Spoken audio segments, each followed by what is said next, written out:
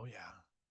All right. Well, thanks for being here tonight. I don't know if you noticed, we had some wonderful greeters out there, and I would love for them to come forward and tell us a little bit about themselves and what's going on at the schools they attend.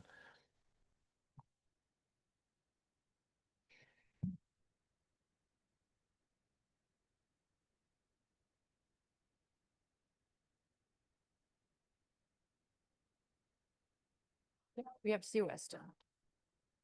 Yeah, just you can see we got a room for everybody. So we have the wonderful Iden Thrafall with baby Weston here. We have Adriana Zeladon. We have Brianna Havener. We have Miko Darling. We have Alan Cornelio Andreas. We should be having perhaps Salvador Apricio sneaking in as soon as he could. But these are our Eli students, almost all seniors, here to greet for us. Do you want to does anybody want to tell us anything exciting that's going on? Yeah. My name is Brianna Havener, and I attend Bonnie Lake High School and Eli Hill, and I'm going to be graduating this year thanks to Eli Hill, and their program helped me out a whole lot, and I'm very happy to be graduating and be able to say that I graduated from Eli Hill. Nice. Congrats. Yeah. Would anyone else? I'm Iden Throwfall, and I go to Bonnie Lake and Eli as well. And I definitely was missing a lot of credit in school and going through some stuff, and obviously being a senior with the kid. But obviously, thanks to Eli, I was able to come through and be graduating in June. So thanks to Eli, That's I get to be graduating. That's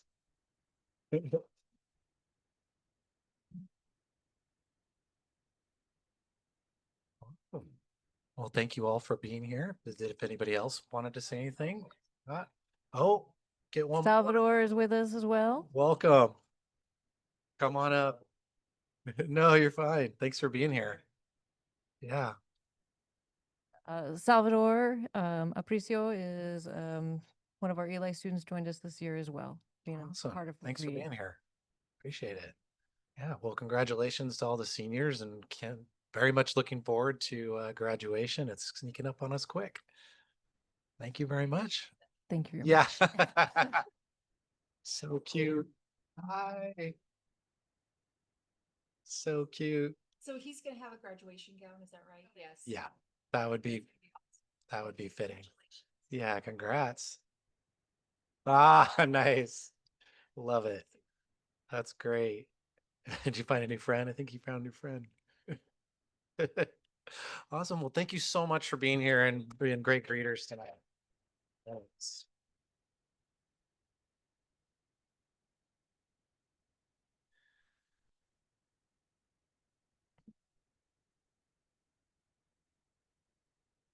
All right. First thing on the agenda tonight is approval of the agenda.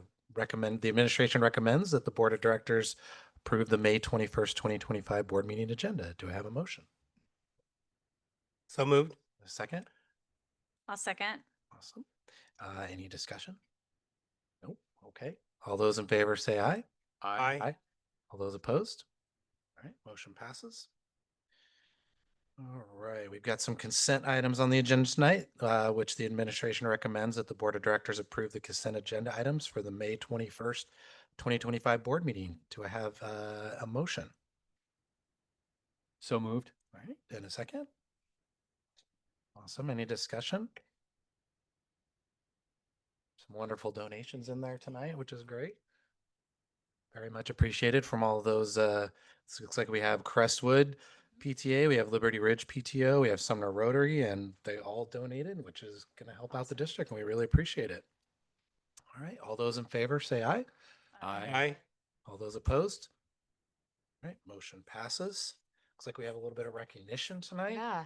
So we have two special recognitions tonight, and it's kind of a giveaway if you look at the ducks in the room. The first person we're going to start with is represented by the mallard. Now, this is not the duck of Washington State. Stacy Scholes, do you know what the It is, you're right. Yeah. Because this is the most common duck in Washington State. And the first person we're going to recognize tonight who has received an incredible honor is Miss Stacy Scholes, who has taught Pacific Northwest history for 25 years. Yeah. She's joined tonight by Toby Udiger, her principal. And Toby, you're going to come to the lectern, and then I'm going to join you down there because, you know, we've got some stuff for you, Stacy. A little bit taller. I don't even know if it matters. So probably it's loud enough. All right. Well, good evening. Oh, sorry. Should be online. So it's kind of cool. Stacy's mom is in England. Yeah. Yeah, and I'm not sure even what time it is there. It's 2 in the morning. Yeah. All right. So, Mom, where you are, like, you know, so Stacy, your mom is watching. Yes, right. Oh, that's great. No worries. That's awesome. Okay. Well, good evening. It is my great honor to introduce and recognize an exceptional educator, someone who embodies not just excellence in teaching, but also the heart and soul of what it means to be a champion for students. We are here to celebrate Stacy Scholes' accomplishments for being recognized for the Governor's Award of Excellence in Teaching History. This award is a testament to her incredible 38-year career as a history educator, 25 of those years spent doing the miraculous work of helping 8th graders be motivated to learn Washington State history and take their very first steps towards high school graduation. Stacy has a deep passion for teaching history and is a continuous learner. A 2019 James Madison Fellow, a national honor that recognizes exceptional teachers of the U.S. Constitution, speaks volumes about Stacy's scholarship, her dedication to civic education, and her belief in the power of history to shape thoughtful and engaged citizens. Her extensive knowledge of social studies and history, as well as her amazing gift of storytelling, brings history to life in unforgettable ways. Whether it's the intrigue of the Pig War or the deeper complexities of our state's past, Stacy captivates students and staff, for that matter, far beyond the context of any textbook. But beyond the lessons, the maps, and the primary sources, Stacy lives out the belief that every kid needs a champion. Stacy's true magic lies beyond content. Stacy deeply cares about her students, their growth, their voice, and their success. Nowhere is this clearer than her relentless pursuit of every student earning the right to walk across the stage to get their Washington State history certificate. She holds every student to high standards while at the same time breaks classwork into manageable steps, offers endless feedback, extends deadlines, and rallies an entire support team to ensure no student is left behind. All of this work concludes with a beautiful celebration she meticulously plans, where pomp and circumstance play.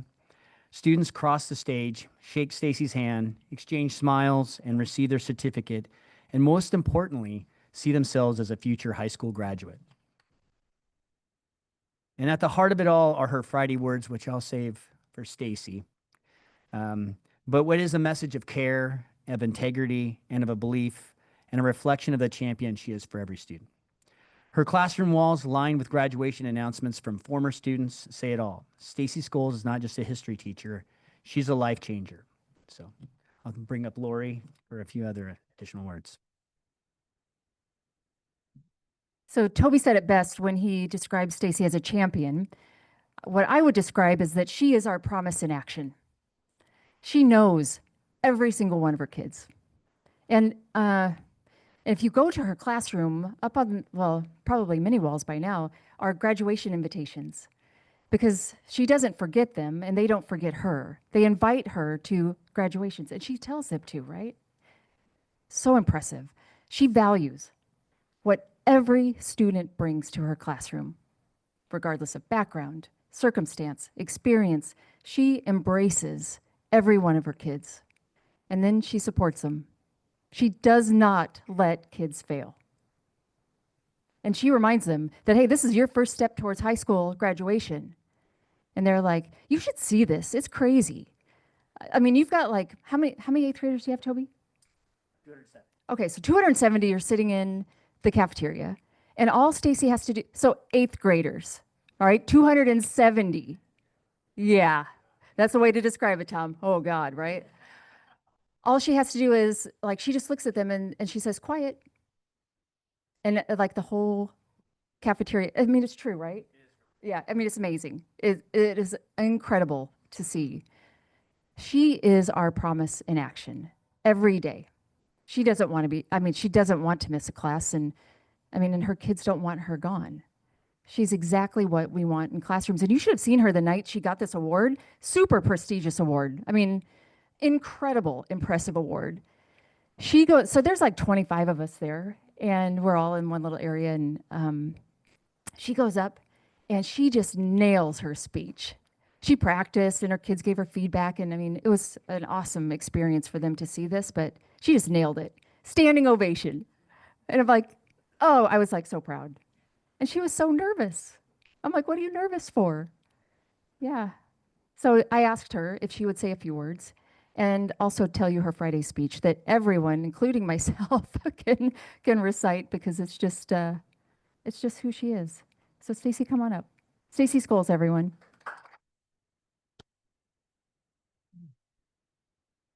Thank you. Thank you for the recognition. This is very special and just delightful. But I want to point out that I cannot do what I do with eighth graders in particular without the support of everybody who directly or tangentially touches and works with our eighth graders. Our paras they are magicians and do wonderful things. Our secretaries, hey, have you gotten your CBA done?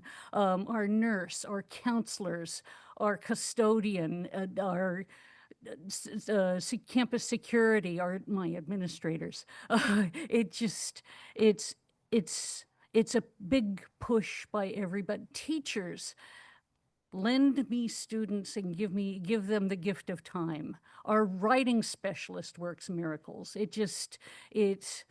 I couldn't do what I do without all of the help I get. It just is amazing. In my speech at the award ceremony, I said, I stand in the midst of giants and I appreciate them all, and I really do. So thank you very much. Okay. Oh, I beg your pardon. Yes, when I was practicing with my kids, they said, where's the Friday speech? Because I have given the Friday speech to every class I've taught for 38 years.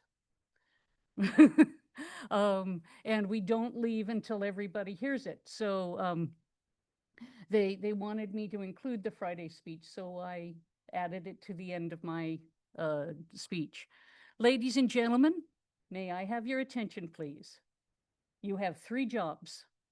Stay safe, have fun, take care of people with less power than you, make good decisions. Come back to me in one piece. Thank you.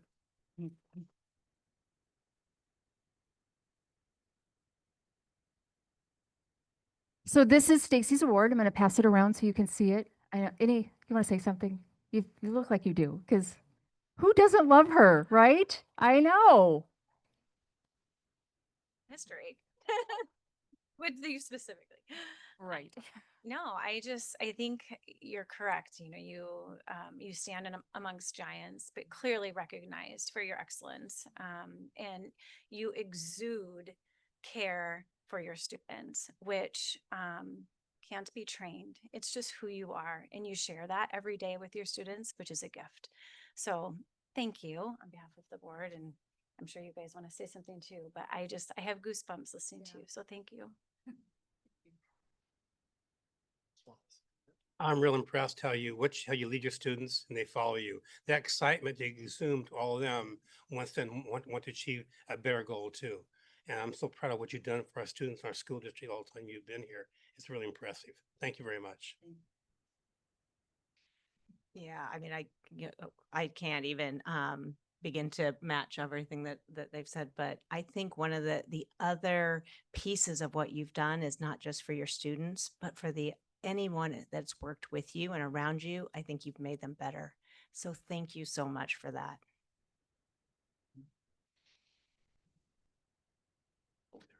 So I had the pleasure of working with Stacy at Sumner High School, and gosh, it seems like just a day or two ago, right?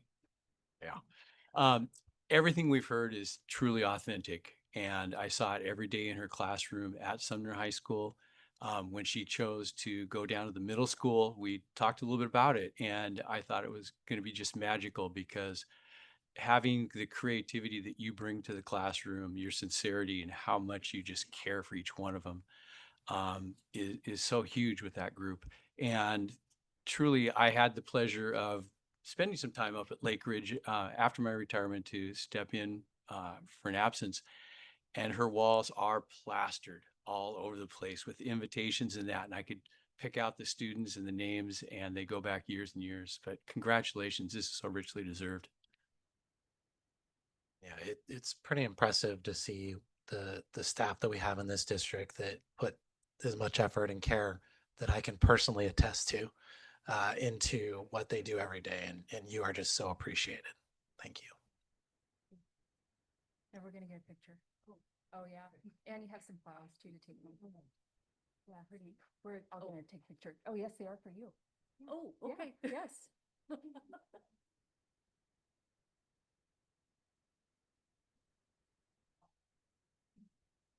this is her award. Very beautiful. Nice and thick.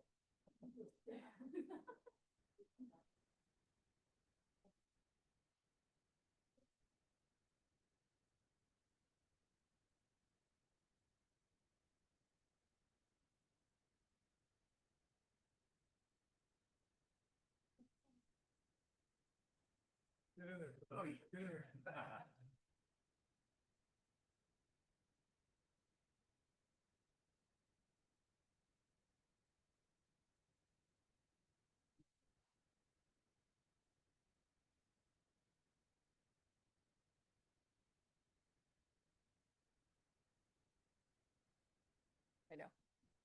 So, thank you. You're so gorgeous. Okay.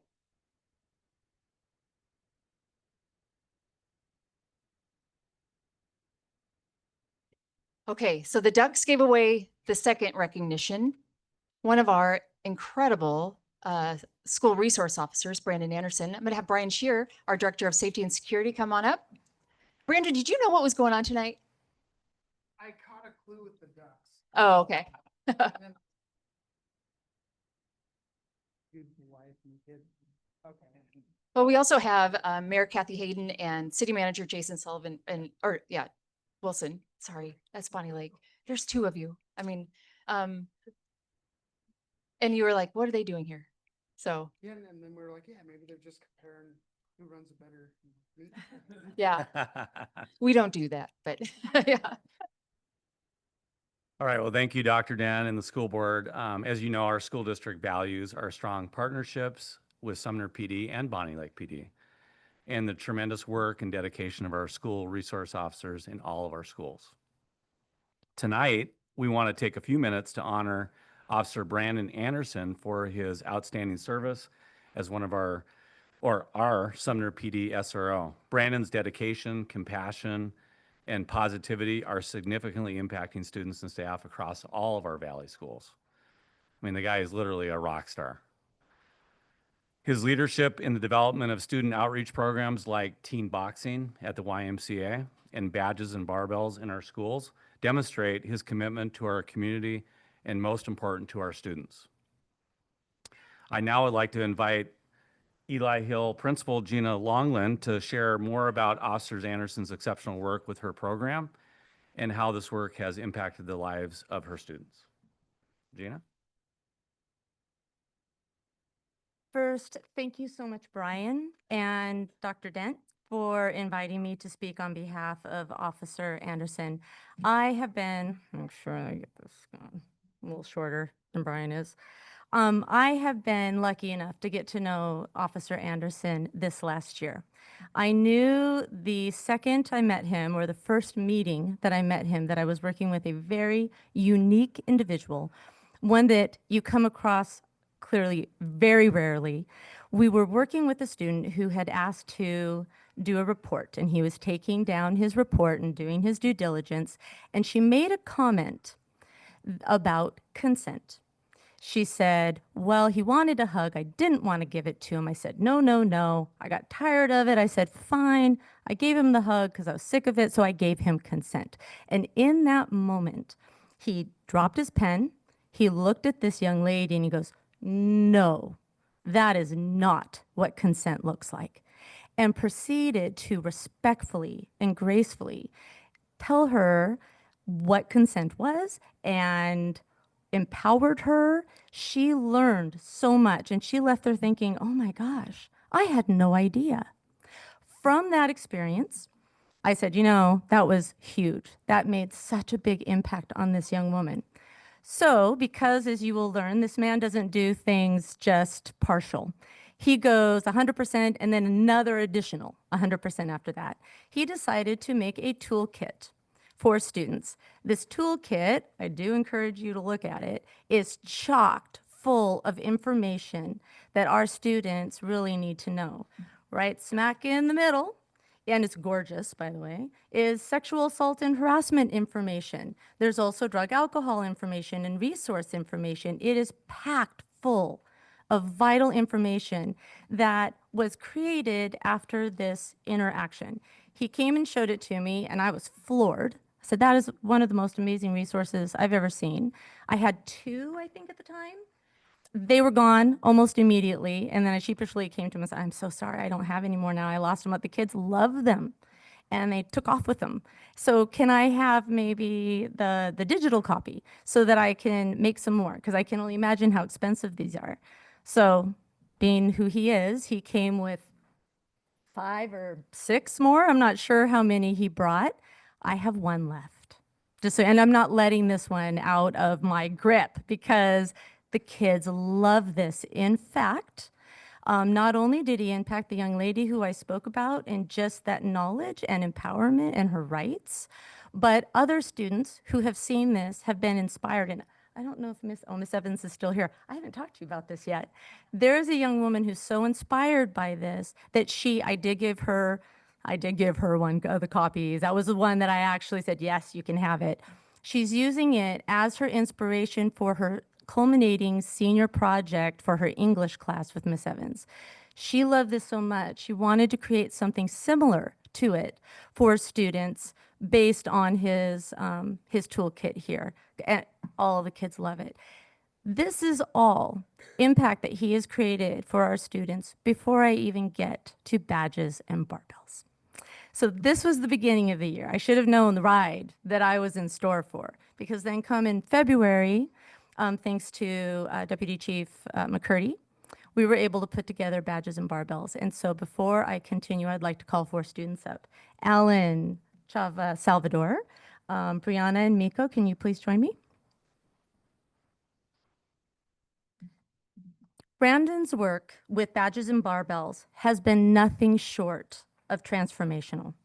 Badges and Barbells is set up to enhance physical health and growth. He has, in our parking lot, he has put together every Thursday a little assortment of activities that kids can do, and they basically work out with Officer Anderson, and some other officers sometimes join us. But hidden in between the kettlebell exercises and the, what do you call it, battle rope? Am I saying that right? A battle rope. The battle rope exercises is a deep understanding of the importance of personal connection. If you're truly going to serve your community, as this man has and does, you connect with them on a personal level and let kids know, people know how much you care.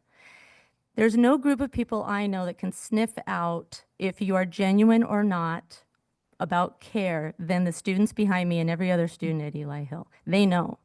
They know the genuine care from one that's just, I'm just here to get a paycheck.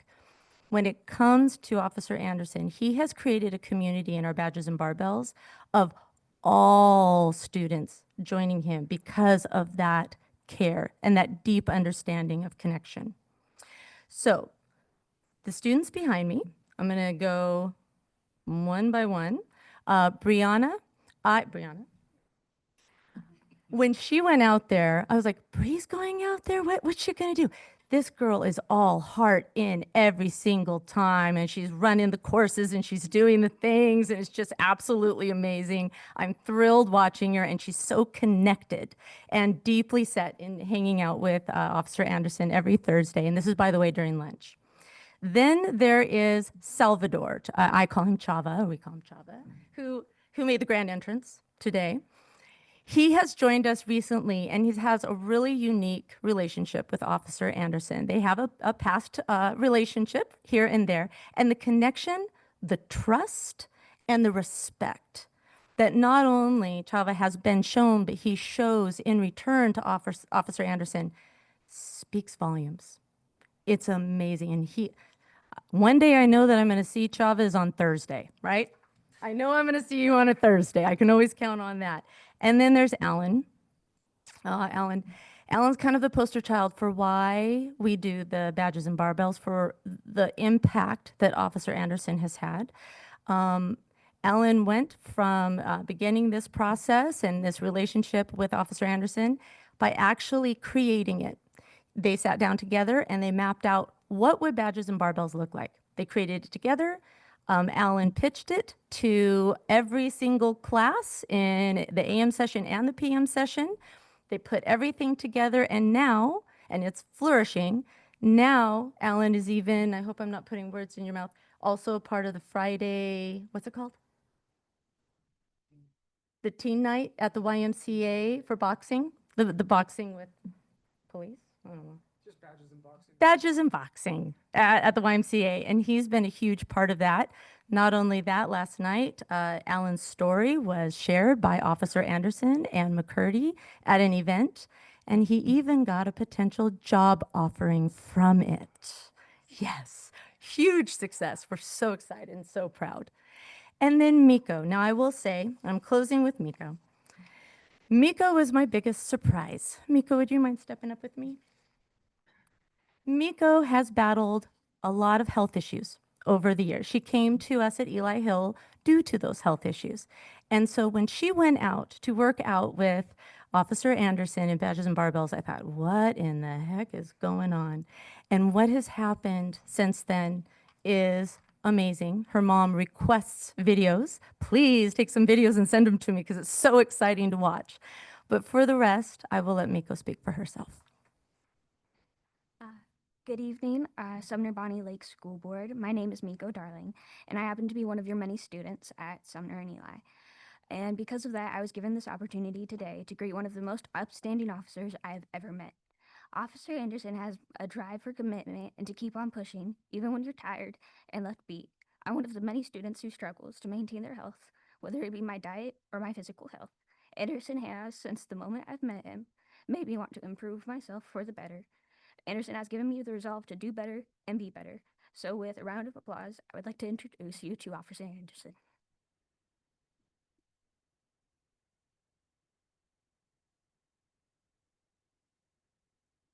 I mean, right?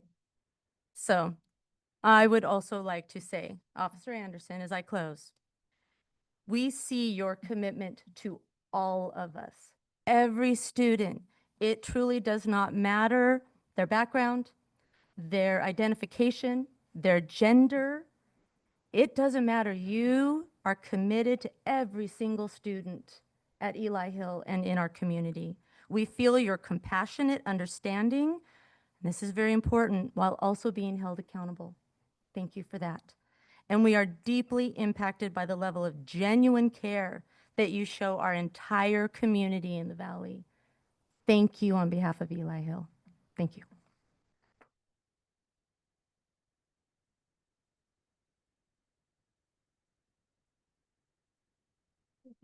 Hold on one sec. We're getting a picture, but we have a couple things for you. So some of you might have seen Brandon on the cover of our first edition of Scoop. And Gina's not joking. Like these are our littles at the Early Learning Center, and Brandon's like right in the middle of them, reading a book. So Brandon, we want you to have this copy framed, and then we have a nice certificate for you. Yeah, thank you so much for everything. Thank you, Dr. Ben. Yeah. We're gonna get a picture. Do you want to say anything?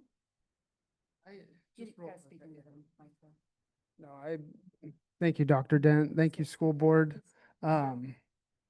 Mayor Jason Wilson, our city administrator. I'm truly grateful. I'm truly blessed and truly honored and really humbled by all this, really. I honestly wasn't expecting any of this. And then there were certain clues, right, that popped up, and I'm like, okay, what's going on here? But no, it's just, it's such an honor to get to do what I get to do and connect with such seriously amazing kids from all walks of life, to come in and just be able to meet them where they're at. And I've learned so much. And, I truly see, our future generation, and it's so bright. And um, everybody's got such a unique story to tell. And that story is so powerful. And learning each of those stories is just, a truly a blessing. And but yeah, I thank everybody, and huge thanks to my wife. Honestly, my family back there, like without her support, I would have nothing. So if there's any round of applause, I'd like to give it to my amazing wife. So thank you so much for just, I feel spoiled that I get to do what I get to do every day. So thank you.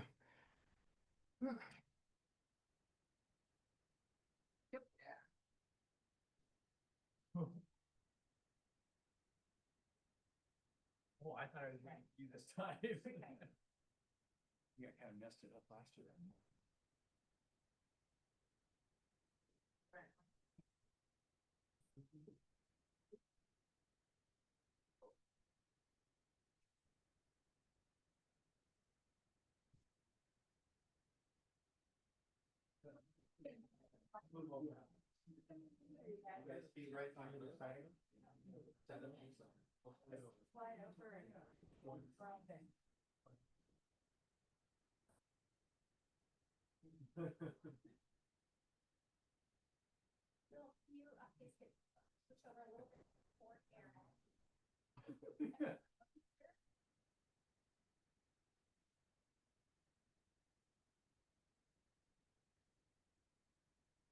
Oh, do you want tracking Jason? Oh, yeah. And then, yeah, great. Guys, want to take my spot?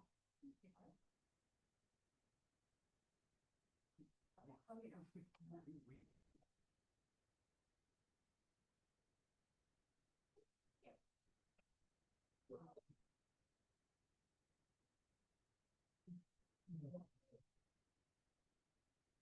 Family.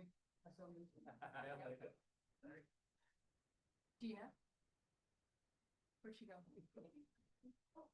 No, I don't. No, you cannot. Yes.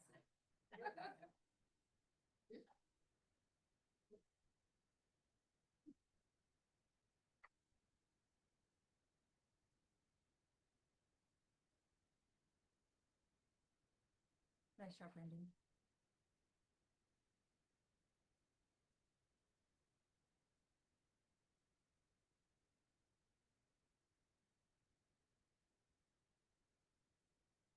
Wow, what a great opportunity to honor some wonderful people in our community. Next on the agenda is our superintendent comments. Did you have anything for us? I think You did all you needed? think Yeah. I'm good. That was really good. All right, board member comments. Anybody want to go first or start with Bill or no? Okay. Go the other direction. Well, there's been a lot going on this past month, Yes. and I've seen numerous ones out there also along with me. A couple that really stand out last couple weeks are, I went to robotics exhibition last Sunday. They had a auction and they had a demonstration.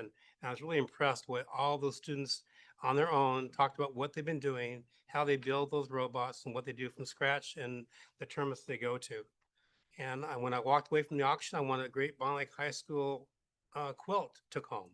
It was beautiful. So I was proud to get that there, my bit on that. And we also had the Mike High Steel and Teals event last weekend. That was remarkable amount of people there with crafts for sale. I mean, this parking lot full of some cars out there, and it was well put together event. I was really had a great time, and my legs were tired when I got home. All that. And last night, as we were also at the Rotary celebration with Scholastic students, top ones from both schools. I was really impressed by all those students there, where they're going, what they've done, and how they've worked hard to get where they are today. So that was first time I've seen that and it was very impressive. So Nice. Awesome. JB, you have any? What I will ditto Tom. There was a lot that went on in the last month, and I will. I'm going to highlight just a couple of the things that I did. One of the things that we were lucky enough to do is, and it's one of my favorite things. It's when we get to go on site visits. So we get to go and see the teaching in action. We get to go see the work that's being done right there in person. And this was a really special visit that we did where we were able to watch our community-based students work in the Skills Center. They work at Delano's. And a couple of things that I learned about the program that I didn't really realize. So each time you do that, you really kind of immerse yourself in it a little bit more and learn more about it. And one of the things that I realized after spending that time is how comprehensive it is. This is not just about kind of providing work experience or exposure for kids. It's a full program where these interns, as they're called, there's a social emotional component, life skills.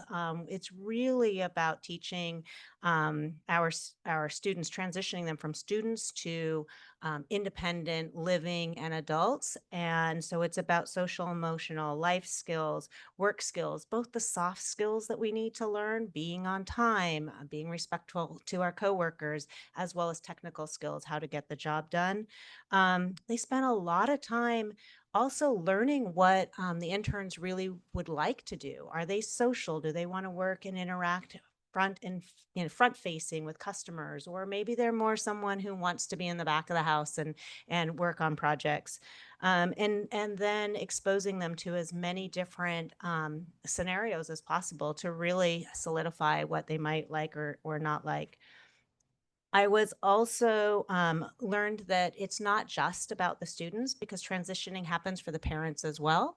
So there's a program that they put on called Third Thursdays, which is really for the parents because a lot of the resources change, a lot of the support services change for our students when they go from students to adults. And so this is helping those parents to navigate that system as well. Which I thought was incredibly beneficial and something that I didn't know we did. They were at Delano's. One of the things that really struck me about the work they were doing at Delano's was how meaningful it was. I think that the supervisor there must have said multiple times how much they appreciated the work that was done because it allowed their employees to work on other things and to get things done more quickly. So, and how important it was. So one of the jobs that they were doing was labeling many of the custom bags of coffee that would be going out.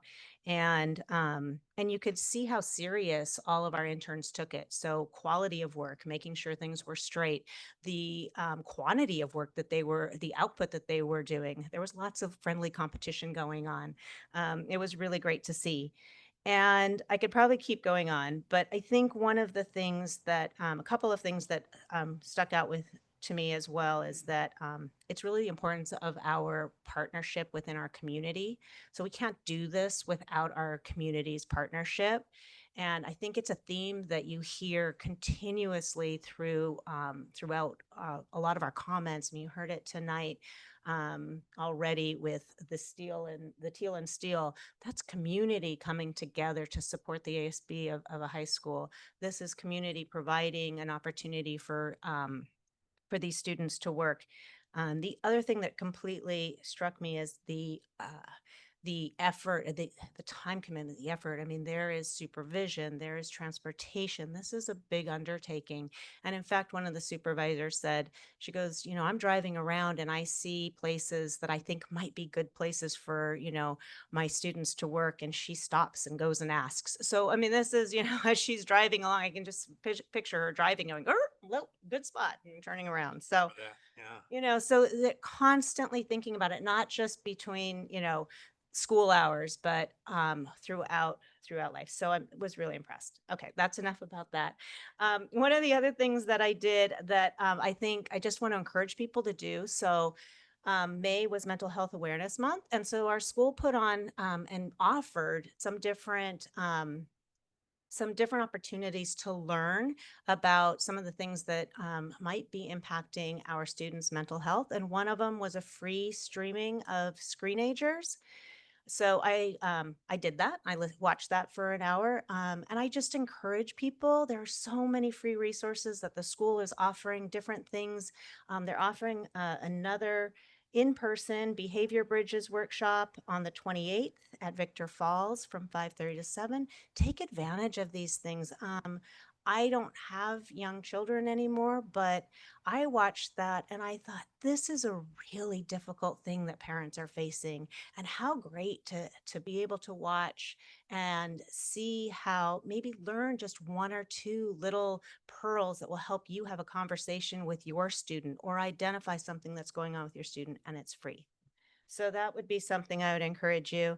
And then the last thing that I'll talk about, though there was more, is I was lucky enough to go into and participate in the Safety Advisory Council meeting that was held last week. And I could go, and I think this was a really wonderful opportunity for me to kind of sit and learn again about what our school district is doing to keep our students and our staff safe. And Brian Shear led that, and it was an excellent evening where we had breakout sessions. And again, I think what I took away was how holistic our district looks at everything that we really do, and safety was one of them. So our breakouts were everything from we sat and Robin and David Cutts gave us a presentation, for example, on the technology safety, so our cybersecurity, how our students, parents can monitor their students with their Chromebooks, how we are going to be looking at, have trees grown too high to be blocking cameras that we no longer have, those cameras that were put in to give us some visibility and safety that are now blocked by a tree that's grown. So we're looking at everything from the inside, the outside. The other thing that was great, I mean, I can go on, but we talked about our emergency response. And in the fall, in September, Brian talked to us about getting backpacks into all of our classrooms for emergency situations. And it was great to hear that that's been completed. And I heard some people say they never want to see another backpack as long as they live. But it's great to see that those things that were planned have also come through. And I just want to shout out to Officer Anderson, because he also provided a whole session, and he was one of the standouts in that session. And I think you couldn't walk away not knowing how much he cared about all of the students that he's interacting with and the difference that he's making in their lives, and how fortunate we are to have him involved in our district. One of the things, and I've written it down and I've taken it with me, that he said from the very beginning is that he leads with compassion and accountability. And I think he, what we've heard tonight, does that every day with our students. And we're very, very lucky to have that. So that's all I have for today. Erin, do you want to go next? Sure. I'll just keep mine. You did a really nice job of an overview of painting the picture that May is quite fast and furious around here. There's a lot going on. And so I think I'll just come from a place of appreciation, that these things don't just happen. I know staff appreciation, teacher appreciation was this month. And behind every student event that we go to in the evenings, there are administrators and teachers right there with them late into the evening, championing them all day long and then into the night. And so just appreciate all the people who champion our kids in this district every day. It's something pretty special. I think that when you look at the calendar for the board, after you get a few years under your belt, things become fairly routine. May, there's showcases, June, there's graduations, and you can anticipate some of these things that could very well be ordinary. And I've said it many times before, that really we find the extraordinary in the ordinary. And I think, not to single you out, but is it Miko? Miko? I just want to thank you. You took kind of an ordinary, potentially ordinary recognition. And with your story and your bravery, it's not easy to talk to a room of people. You took it to another level of extraordinary. And I just want to thank you for your gift of your words, because it helps us understand on a deeper level the impact of another human being in our district. And so thank you for that. But there are just examples of that constantly, of taking the ordinary and rising it to the extraordinary. And I'm just grateful that I get to witness it. So thank you. June, I will go first. You guys have exhausted everything. You know, I've always looked at June as we're now down to like the 50 meters of the marathon. And Aaron kind of hit on it. I just wanted to thank, I mean, students, you're doing a ton right now. Some of you are playing catch up, some of you are ahead, but it's still tons of pressure on you. Staff, I know how exhausted you guys are right now, but you're here at the events, you're, you know, helping the kids, you're helping the planning, you're doing all those things. Lori and her staff and parents. This is a weird time, having done both sides as the educator and the parent, because you're excited, but you're also nervous because every day there's the possibility that something could come up. And everybody just supporting the kids right now is just so fascinating and it's exciting right now. But thank you everyone, because I know right now we could all use many days of extra rest, and it just doesn't happen until June 17th. Sorry, not that they knew ahead of time. So thank you all so much. Awesome. Lots of great things going on. I'll give a shout out to the staff and the students who put on the cultural event up at Bonnie Lake High School. I think we set a new record for attendance. How many? About 700 attendees, which was a new record for us, and lots of great performers, great food, great booths, and always something to learn. So I very much appreciate everybody that helped put that on. All right, so that brings us to audience comments. Do we have any audience comments tonight? There are no audience comments this evening. Okay, awesome. All right, no David speech tonight. Yep. All right, so next is business matters. We have a presentation on our capital projects bond update. Director of Capital Projects, Marina, and Development and Construction Manager of Falcon and Fern, Matt, will present the bond update to the Board of Directors. You can leave the baby. There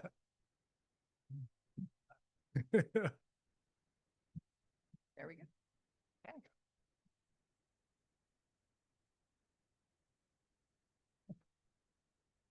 Give a moment for people to escape a little bit.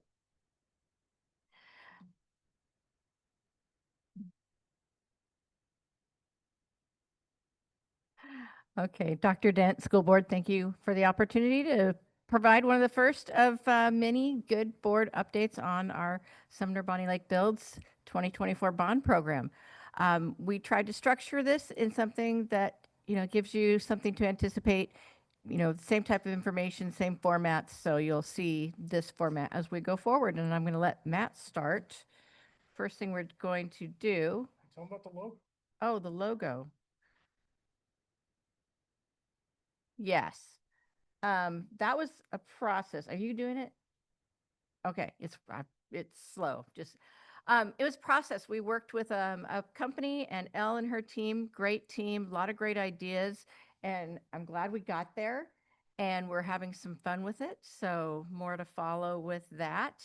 I don't have the animation in the presentation. I will have to work on my tech skills to figure that out. But okay. So agenda. Okay, thank you. So this is Matt, well, Matty G, no introduction needed. We have a third member of our team that's not here tonight, John Boatman, and we will include him as appropriate going forward. So first, project updates. Members of the board, how are you? Good to see you again. Feel like I'm let down after all the amazing people I'm following here, but that's okay. All right, we're going to dive right into it. I'm going to go fast and furious. So the Sumner High School Master Plan, phase 1's done. Obviously, right now we're in the middle of design for phase 2, which is the yellow box on the left. We've finished the ed spec process mostly. So you'll be seeing, requests for you to accept the ed spec later on in the summer. But yeah, whoa, slow down. Oh yeah, I guess I'm jumping ahead. Go ahead. Sorry.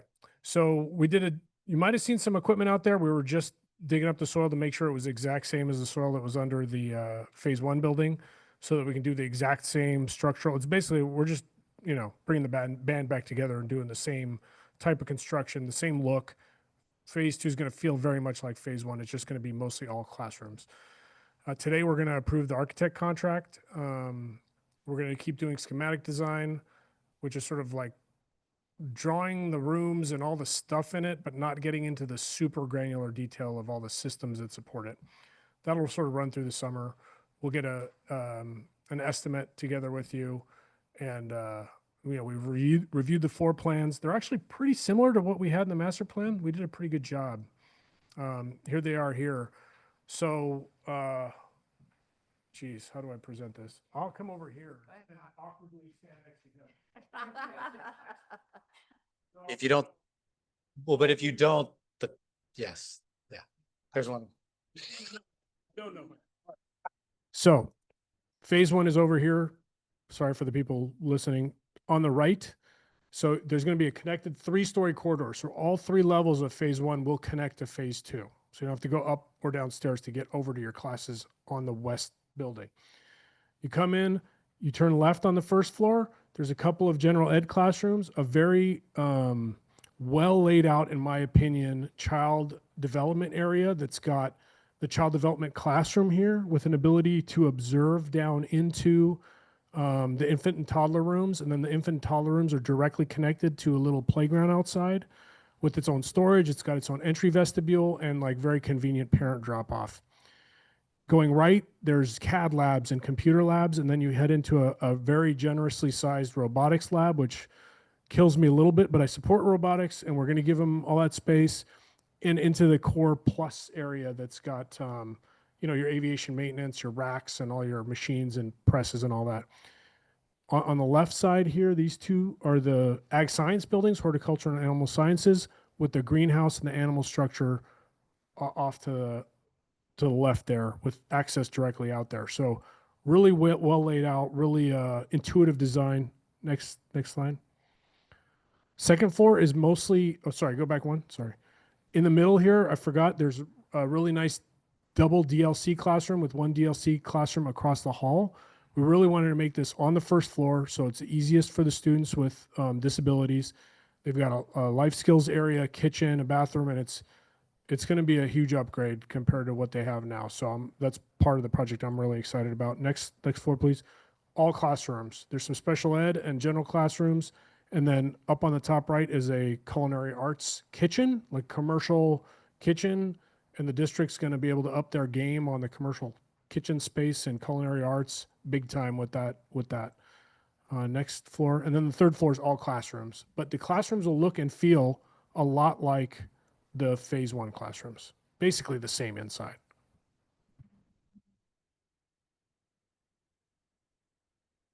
Okay, Bonnie Lake High School expansion. We are also in the design phase. We just kind of kicked off the SD phase officially, and the ed specs are with us in draft form. We need to review it and get that to you for approval as well. What's that? Doing that today. Next slide. Oh, sorry. The contract's going to get approved today. Schematic design will continue through August, and we'll get an estimate on that. This is a repeated thing, so I'll keep going. And then the intersection roundabout at the intersection is also kicked off, and that's kind of just in the infancy of its design process. And the floor plan concept has been completed and reviewed with, Toby and Lori and everybody. Next slide. So it doesn't look angled like it did in the bond because we were able to get a more efficient design with more classrooms than by doing it this way. Okay, so on the first floor, if you can imagine when you're going to Bonnie Lake High School, there's that like road that goes to the left down the hill and around. That's going to be a direct drop off for the DLC. So those buses will be able to get right to the DLC areas. And when I saw, Tony does a great job running that school, but the facilities for the DLC, I think it's going to be so much better for them. Like what those teachers do is heartwarming. Like I don't know how they do it every day. So we wanted to make sure they got something really nice there on the first floor. In the back of that is going to be service. Now for, yes. Oh, sorry, developmental learning. So kids with disabilities, basically. I don't know if I'm saying that right or using the right language, but kids who need extra help. When we built the new pack, the stage behind the curtain in the commons sort of, it's used, but it's not optimal. So we needed to find a new home for JROTC, and that's like the perfect spot for them. Plenty of room to do their JROTC stuff, plenty of storage for their uniforms and all that. So we're actually going to tear down the building down below that stage and build it back up. So when you roll up to Bonnie Lake High School, you kind of see this low sloping roof and then that little tiny entrance. That's all going to be the new entrance. So it's going to be a huge improvement. And then on this, where it says leadership on the top right, that is currently student services, no, counseling. And so we're going to move counseling up to where like admin is right now and turn that into leadership, which is great because it's right off the commons. It's like a good synergy. Second floor, which is where you walk in from the parking lot, not that sort of teal color is that teal? I don't know. I'm done with colors, but the greenish, light green seafoam, that's going to be the admin and the vestibule, nice, generous vestibule to give the school the front that they've needed. That white outline actually is like the overhang, so kids have a place to hang out of the rain. And then to your left is going to be a bunch of classrooms and science classrooms, and then your admin is the orange. Behind that and over the JROTC is like student services, and then we're going to reconfigure the existing student services to make sure all the functions are there and easy to access, close to admin. Toby likes this flow. Everyone likes this flow, so it works out. And then on the third floor, it's all classrooms. So we promised 10 to 12 classrooms in the bond. I think we're going to have more, like significantly more, like maybe 18, 19 classrooms for the budget that was in the bond. Now, it might shift a little bit once we get our estimates back, but it's definitely going to be more. So that's a huge relief to Toby and the community because we know we have enough room for everybody, that school will not be overburdened anymore. Next slide.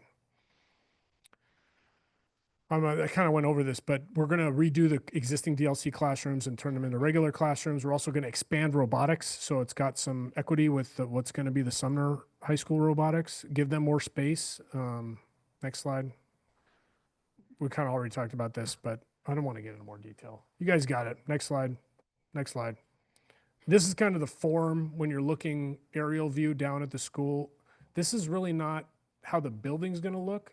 This is showing the colors as they relate to each other programmatically. Just, it's an exercise we did to make sure everything that's near each other plays well together with each other. So the tan classrooms are stacked, the brown science classrooms are stacked, DLC's on the ground floor together. You get the idea. Next slide. All right. Am I going too fast? No. To New Middle School in Tahale. I love this site. I've been there multiple times. It's gorgeous. It's like being in a woodland adventure. Right now, we're still finishing up the ed spec process. They have not started drawing the building because they're, what's it? Next slide. Sorry. I know. Marina, I'm sorry. We're going to wrap that up in June, but they haven't started drawing yet. They'll start drawing after they finish the ed spec because it's a brand new school, and we want to make sure we get the program nailed down with how many classrooms we need to meet this, 6th, 7th, and 8th grade programming needs and all that stuff. It's a blank slate, no culture, no nothing. Like we got to build everything from nothing. We did our geotech exploration. It's great soil out there. I was personally there witnessing it. It's great soil. You already approved the architect contract, and then we're going to be doing schematic design through September. Next slide, please. All right, so we're also kicking off the Daffodil Valley Elementary field improvements. Pick the designer, working on the contract, developing concepts, and then Donald Leisman Elementary improvements. We paired them together because they're pretty similar. Pick the designer, working on the contract, concepts are being prepared. Those are going to be great field and parking improvement projects for the district. Looking forward to that. Fairly easy jobs, targeting next year to do those. Oh, and then Liberty Ridge, Crestwood, and Tahale Heights Elementary expansion, we're going to really kick off in June. You're doing this, right? Maybe Okay. you'll do a better job than I did. You did a great job. You did a great job. Next slide. Thank you. Okay, so this slide did not format the way I wanted to. Sorry about that. I'll see if I can overcome the technological hurdles. But wanted to give you a peek behind the curtain of how we plan our budget. You know, in the bond, you see one big number. It didn't come out of a vacuum. It came out of estimates that included contingencies, sales tax, construction costs, soft costs. So then from those numbers, we build a more detailed budget that breaks it down into all the different components from construction, architects and engineers, permitting, FF&E, all the possible things. And then we also take and build contingencies throughout. I think the board's familiar with construction contingencies. That's commonly where our change orders will come from. We plan for unanticipated or changes that are better for the district to make during construction. And so that's that project construction contingency. But we also build contingencies for support costs. Sometimes with permitting and testing, sometimes there's things that you are required to do that you wouldn't necessarily think you would have to on that site to begin with. So we want to be prepared for all of those things. And then we have a program contingency that is like an overall contingency because we're very cognizant of things like the economy and tariffs and all the things that everyone worries about. So in each of our projects, this is how we've structured our budget. And we will come back each month and walk through these projects and let you know cost to date, if we've touched any contingency, what percentage of the project has been spent out. So it's kind of like the little primer for what this slide is all about. So Sumner High School master plan, this is just for the west building, and we have a separate budget that we'll bring later into the project for the east building, the remaining portions of the project. Next slide. And here we have for the Bonney Lake High School expansion and intersection. We've combined these into one project to report on because they're very related. And so the numbers that were in the bond for the expansion and the intersection are combined for this. And you can see that we've spent about $16,000 to date. That's invoices related to ed specs. Next slide. New middle school at Tahale, again, same kind of structure, construction contingencies, support costs, program costs, and very minimal spending to date, again, on ed specs. Next slide. These next two slides, we haven't spent anything yet. We haven't signed anybody up. We're working on those procurements to complete those, but this includes the project budget that includes all the contingencies and then those individual contingencies throughout the project. Next slide, and the same for Donald Eisman, which includes the parking lot costs as well. That's why it's higher than Daffodil. Any questions about any of that? Because that was a lot of information really fast.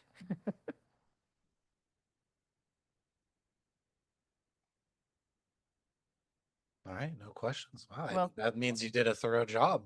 Thank you so Yeah, much for the thank you. opportunity. That was amazing. Thank It's you. exciting to see. Yeah.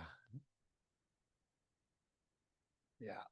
No, it's really cool to see things kicking off and everything getting going. It's going to be exciting. It's going to be exciting. All right. So that brings us to some of our action items for tonight where we get to do some business.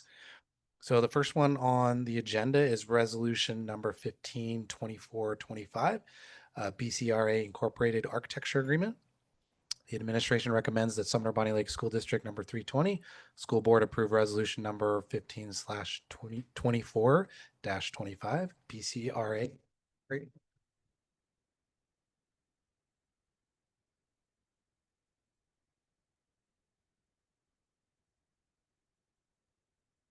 BCRA Incorporated Architecture Agreement authorizing the superintendent to execute the BCRA Incorporated Architecture Agreement for the Bonney Lake High School expansion project. Aaron, you always made this look so easy all these years.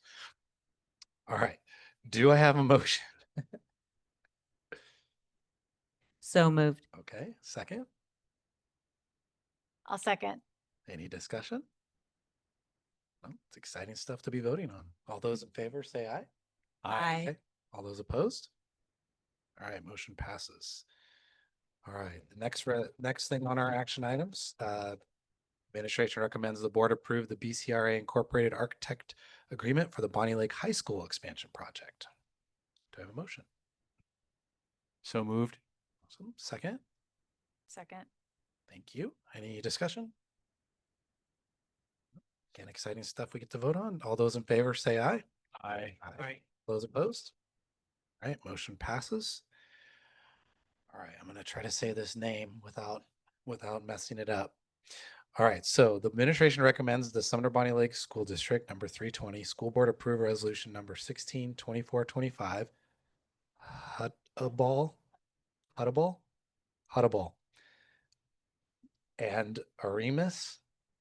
Oh, wow. All right.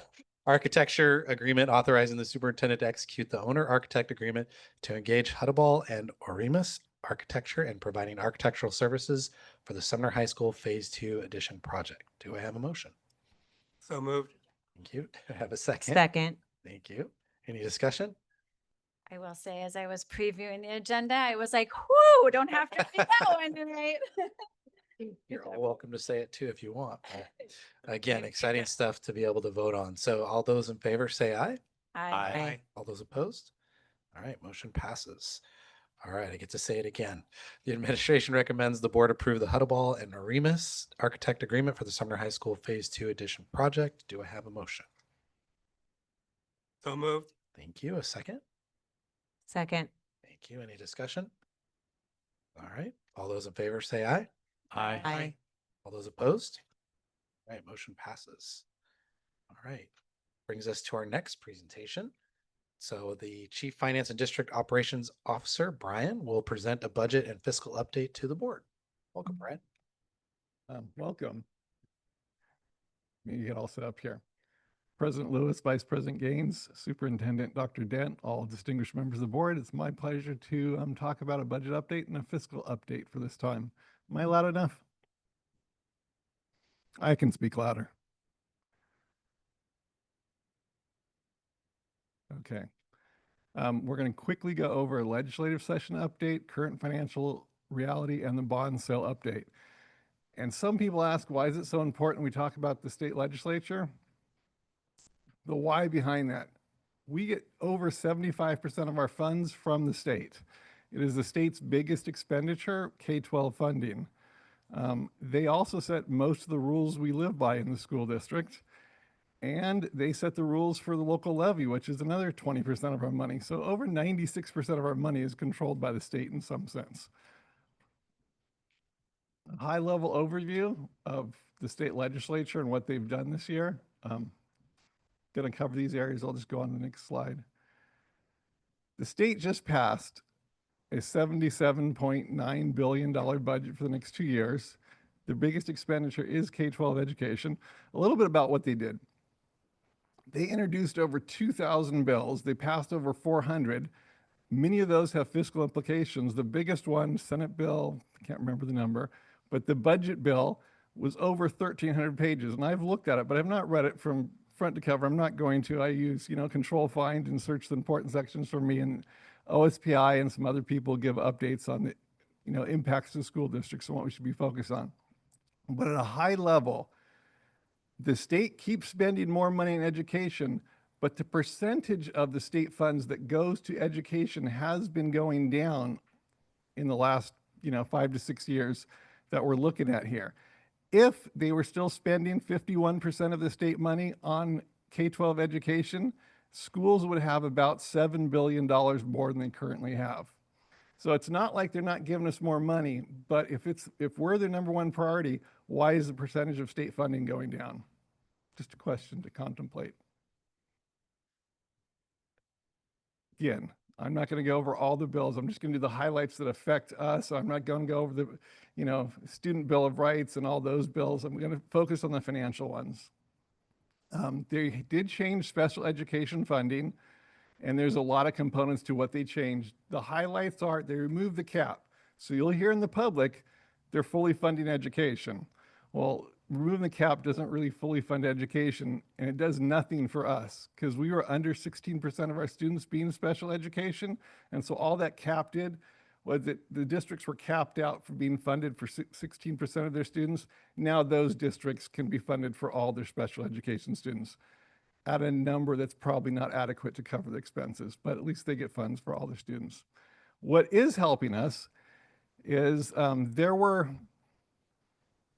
I'm not going to go into the complexities of the actual formula, but there's a multiplier to a number that's in the formula to determine how much we get per special education students. And there were 2 tiers of special education students, and they looked at tiers by what percentage of their day they spent in special education. One of those tiers multiplied the base factor by 1.12%, and the others got multiplied by 1.06%. Now both tiers are going to be multiplied by 1.16%. So if you just do the math, what that does, that gives you about 3.5% more to one class of students and about 6% more to other classes. If you look at our numbers, we're going to get about 5% more money. But let's back up. How much more are we spending year over year in special education? Last year, we spent about 15% more than the previous year. The year before, we spent about 16% more than the previous year. So it's not keeping up with the cost. And next month, when I do the budget, I'll go into some of the more specifics on that, but it's not even keeping up with our built-in rise of education cost. More special education students, increased cost across the board. They gave us some more money for MSOCs also. There's an inflationary factor they have to kind of do by law.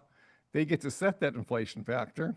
But if you look at additional money above the inflation factor, it's $35 per student. That's about 2.5% or 2.2% more. The inflation factor using is 2.5%, so 4.7% more. Just as a reminder, some utilities have been up in the low double digits in recent years. Insurance costs have been up above 20% year over year. So that's not, in general, keeping up with most of those costs either. They've changed the rule, though, and this is a positive. They're going to force themselves to use the implicit IDP, implicit price deflator, which is the number that they have been using in recent years in the prototypical model for the salary portion of the model. Just a couple of years ago, when the salary went up by 3.5%, the MSOC's part went up by 1.9%. So now at least those are going to be in line. But they put some new rules. We have to report the expenditures in multiple new categories. Like I said, they don't give us money for the levy. They do give local effort assistance money, but they also change the rules around that. Currently, the local districts are limited to one of 2 things. It's the lesser of the 2 things. Either $2.50 per $1,000 of assessed value, a kind of cap based on the assessed value of the local property, or $2,500 per student. That number is adjusted annually for inflation. Sumner-Bonney Lake School District, about 4 years ago, was underneath the dollar per assessed value cap. We're now underneath the dollar per student cap. But I can't predict what next year's property values are going to be. I have an idea on student growth. I have an idea on property growth too. But what I'm trying to say here is I'm not sure which cap we're going to be underneath next year, but they did raise the per student cap by $500. They probably rose it enough that we're next year going to be underneath the assessed value cap. But we will be able to take advantage theoretically of some of that $500, but not all of it. And then each additional year, they're going to raise by 3.33%. This does increase the disparity, again, between districts in the state. The richer districts will continue to get more, and the poor property value districts will continue not collect as much. So on a per student basis between districts, you'll see a gap across the state widening. And then local effort assistance is increased for those really property poor districts. They're going to get $150 more. Remember, districts get $500 more per student if you can pass the levy and have higher assessed values. If you have lower properties, you'll get $150 more.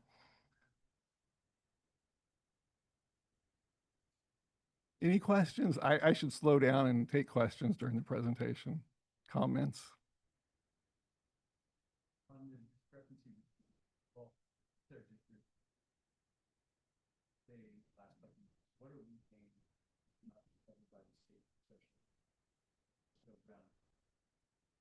last year is about $3.5 million. And it had been about 4 million the year before. It does vary in that range, depends on what things they change. One of the changes I wasn't going to really talk about, but to the special education funding, they're changing how we report expenditures.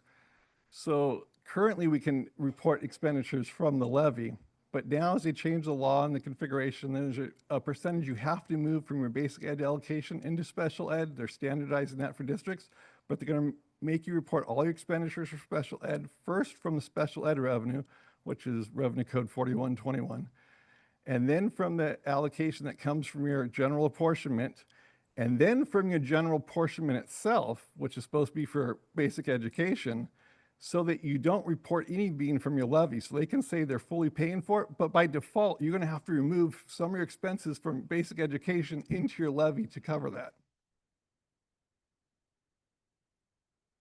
Okay, sorry. For this year only, we're getting a one-time payment. As the state closes their 2-year biannual budget every year, they look at their revenues and expenditures, and they figured out this time they have a little bit more money they want to put in education. So what they're doing is they're giving $50 per pupil to every district across the state. For us, that's about $500,000. This is unrestricted money. We can use it on anything, and it's for this year only, so it's not an ongoing thing. That's the high-level update of what the state's doing fiscally for us. Any questions there? Okay. Now our current fiscal reality. Right now, we're spending a little bit more money than we're bringing in. And I might sometimes say deficit. That's just you're spending more than you're receiving. Surplus, you receive more than you're spending. Revenue is how much money you get. Expenditures is how much money you spend, just to keep it really clear so everybody understands. So we have to make some small adjustments so we don't continue down that path for the long term. But we're in a really healthy financial position. For the people who are here back in 17, 18, the district had to make some very quick, severe adjustments that we don't want to do in the future. And that's kind of why I want to bring this up now, so we're thinking about it. At that point, the fund balance was under 4%. For context, 1 month of payroll is about 8%. So just, you don't even have a month of payroll, much less the other expenses you have in the month. Of course, payroll is your biggest expense. Last year, we ended with a fund balance of just over 21%. So we were at 4% in 17, 18, now we're at 21%. You see that line actually did drop. We ran a structural surplus last year. So the only reason that dropped was because we moved money to the capital projects fund for land purchase for the new middle school that was just talked about. That bar would have continued to go up, but at a slower rate because we were kind of starting to close the gap on having excess revenue every year.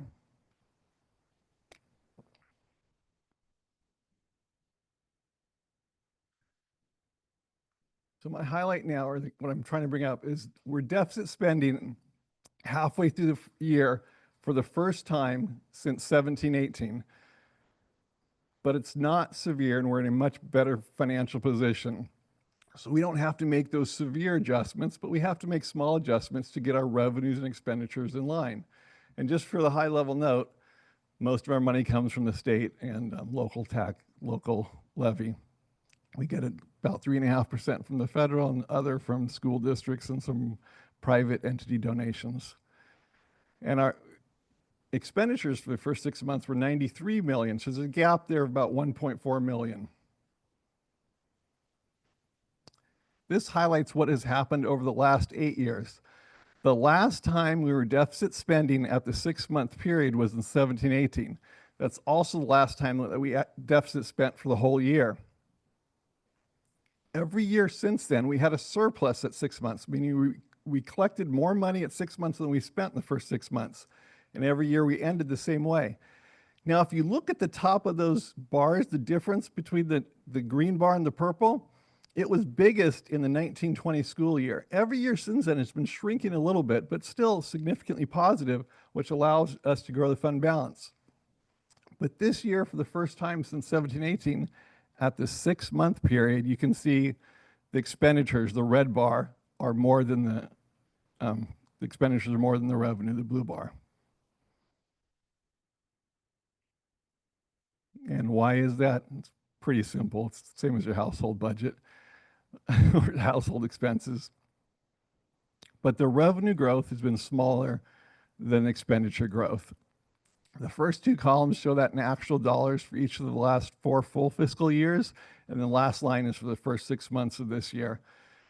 You can see this year, our revenue has grown by 6%, but our expenditures over that same time period from the first 6 months of last year have grown by over 10%.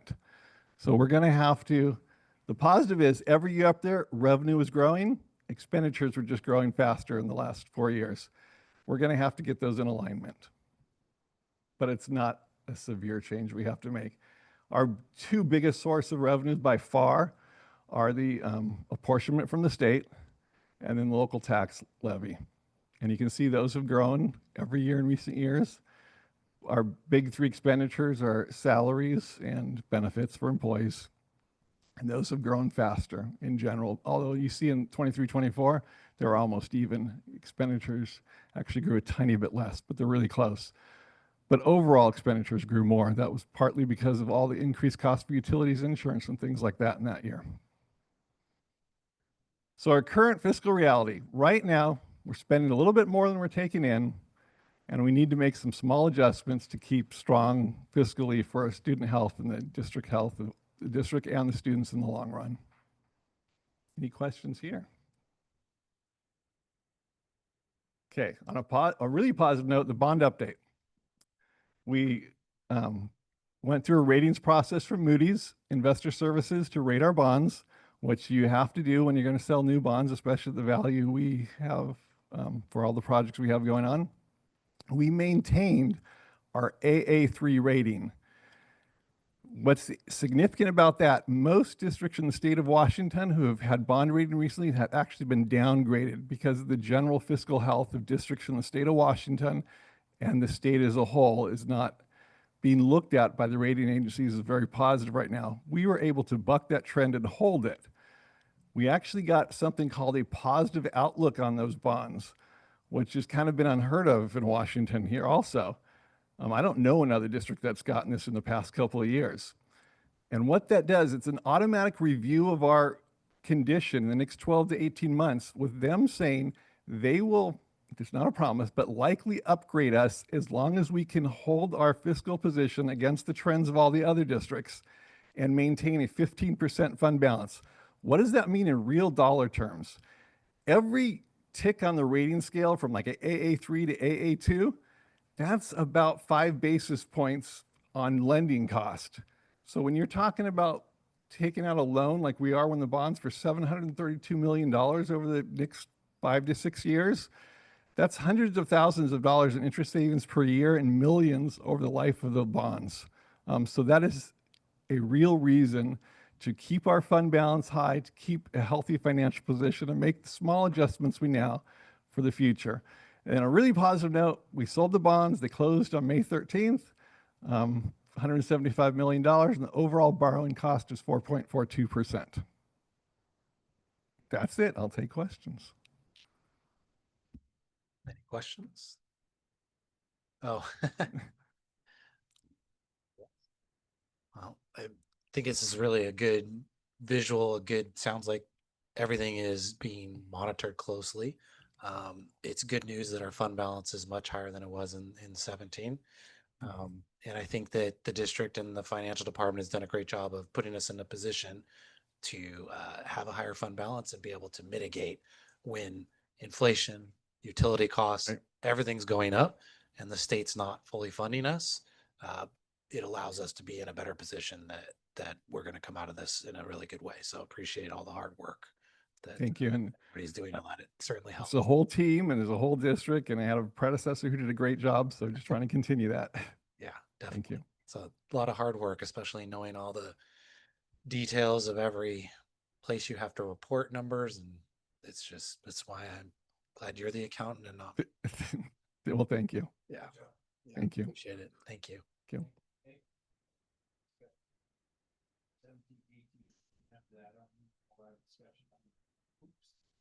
I had a quick question. On the slide with Bill, you gotta do it. Gosh, you guys, I hate the mics to begin with. On the slide with the MSOC, you mentioned about the reporting. I'm going to guess the state is bestowing upon us extra funds so that we can do all this reporting along with everything else we do. No, it's another unfunded mandate. Oh, but I guess you could say it's built into the $35.27 per student. And then the other one I had was the one-time payment. I know this is probably discussion for you and Lori more than just you, but I'm assuming that's going to be similar like with the ESSER. I know districts got themselves in trouble with staff using Yeah. that one-time only money for staff. I'm assuming we're not going to go down that path. No, and to be more specific, this is just going to help cover the deficit that's already happening this year. So it won't be quite as big by about $500,000. Okay. So, yeah, we've already spent the money is what I'm saying. Well played. Great. Any other questions? Thank you. Thank you so All right. much. All right, information only in your packets. There is the budget status report. And our next item on the agenda for action is some instructional materials adoption. So number one, we have in accordance with policy 2020, course design, selection, adoption of instructional materials. The following resources have been reviewed and approved by the district curriculum and instructional materials committee. The first one is purposeful people. Sherry Simpson, director of the Whole Child, submitted a recommendation for the following instructional materials to be used for elementary K through 5 SEL curriculum for adoption. First reading for this item was included on the April 16th, 2025 board agenda. The administration recommends the board adopt the following instructional materials for elementary K through 5 SEL curriculum. And those materials are titled Purposeful People and other details in your packet there. Do I have a motion? So moved. Thank you. Do I have a second? Second. All right. Any discussion? Oh, all right. All those in favor say aye. Aye. Aye. Aye. All those opposed? All right. Motion passes. All right. Next on our action items are policy matters, board policies in accordance with policy 1310. Adoption and amendment of policies and bylaws. The following policies have been included for second reading and adoption. The district administration recommends the board adopt the following district policies in accordance with policy 1310, adoption and amendment of policies and bylaws. The first one is policy 2029, animals as part of the instructional program, and 2029 F1 animals as part of the instructional program request form. Do I have a motion? So moved. A second? I'll second. All right. Any discussion? Okay. All those in favor say aye. Aye. All those opposed? All right. Motion passes. Does this actually, do I mean it? Is it the procedure? Then we also have to vote on that, right? No, that's part of it. Okay, yeah. All right. So, all right, next on the agenda is information only, Safety Advisory Committee presentation. Director of Safety and Security, Brian Scheer, has provided an update on the Safety Advisory Council's work. Thank you. And Maintenance and Operations Department update, Director David Cutts has provided a department update to the Board of Directors. Thank you for that. Appreciate the work and effort.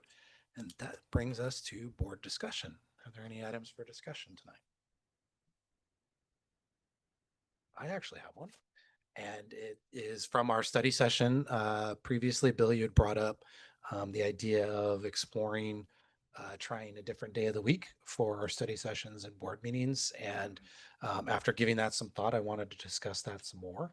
I'd actually propose that we switch from Wednesdays to Tuesdays. And I'm wondering what everybody's thoughts were on that. Are there any thoughts? Does it really make a difference to any board members? I know that we can discuss that with the administration. Dr. Dent, if you had any thoughts or anything you wanted to share, anybody? Well, I know my impression, the old days, of implications for your staff, and I wanted to ask you anything. No, we're good. I mean, it's just a day earlier for us. Yeah, but the sooner you make this decision, the better, because things are already getting on. I mean, Kelly probably has hives right now because we already have dates on the calendar for next year, but we'll change them. And I mean, but the sooner you make the decision, the better. That's all. Kelly should be used to my changing things just on a whim. Yeah. Well, I think too, I've heard when I've talked to people out in the community that we have done it on Wednesdays for so long, and there are certain community members that have something on Wednesdays and they've expressed the need for maybe trying a different day of the week so we can have, more people involved and more people being able to come to the meetings. And so I think it would be a good idea to change things up a little and go with a different day for a little while. I mentioned last time, I thought it was a good idea. In the beginning of the week, get things out of the way, taken care of. So then we can roll forward the rest of the week and get all done. Yeah, I think definitely sometimes for everyone putting it in the middle of the week can be prohibitive to that, what you're talking about. So yeah, that's all I wanted to bring up for discussion, unless there's any other topics. No. Okay, so what we'll need to do is change our policy. And Abigail and I've already talked about this, and then we'll bring that to you in June, and we'll make it effective. I'm thinking September, if that's okay with you. Okay, so we'll make it effective September. We'll take it to the policy committee, and then we'll be good. Okay. We definitely want to give you enough time to make the proper adjustments. So, anything else? All right. No, I think just one quick comment. We had our board operating principles in the agenda tonight. And I just want to thank the board too for spending time on those. I think sometimes it can seem a little, I don't know, boring, I guess, to go through those. But I do value that time to talk about how we conduct ourselves. And I think it's just a good reminder yearly to look at those principles and discuss them. I know we made some changes, which I think is good for continuous improvement. And so I just value the time that we spent on that, and just wanted to mention that. Awesome. No, I appreciate that. That's definitely good to bring attention to. All right. Seeing as no other discussion, that brings us to our announcement of our next regular board meeting. Board meeting has been scheduled for Wednesday, June 18th, 2025. We'll begin at 6 p.m. in the central office boardroom. We are adjourned.